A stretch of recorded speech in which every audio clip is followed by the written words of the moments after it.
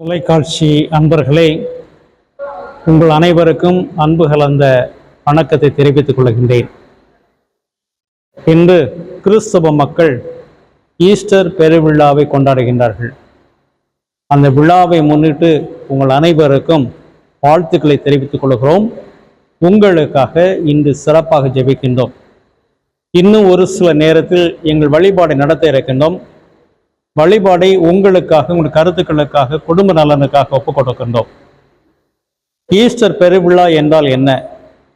ஆண்டவர் இயேசு 3 ஆண்டுகள் இந்த உலகில் வாழ்ந்தார். தன்னுடைய 33ஆம் வயதில் இறந்தார்.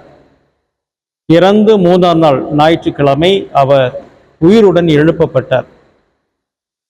உயிர் தெழுந்த இயேசு எல்லா மக்களையும் தனியாக குழுவாக சந்தித்தார். அவர்களே பலர் அவர்களிடமிருந்து நன்மைகள் பெற்றவர்கள், ஒரு சிலர் அவர்களை விமர்சனம் செய்தவர்கள். அவற்றையெல்லாம் பாராமல் எல்லோருக்கும் சமாதானம் என்று வாழ்த்துரைத்தார். அந்த சமாதானம் தான் இன்று நம்முடைய சமுதாயத்திற்கு தேவை. இயேசு வாழ்ந்த பொழுது பல மதிப்பீடுகளை நம்ம கற்றுக் கொடுத்தார்.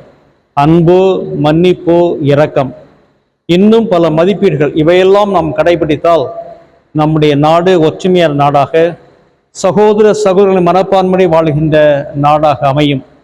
இயேசு கிறிஸ்து மனித நேயத்திற்கு முக்கியத்துவம் கொடுத்தார். அவர் சொல்கின்றார், நீங்கள் நிலை வாழ்வை, அதாவது மோட்ச வாழ்வை பெற வேண்டும் என்றால் ஏழைகளுக்கு உதவி செய்யுங்கள்.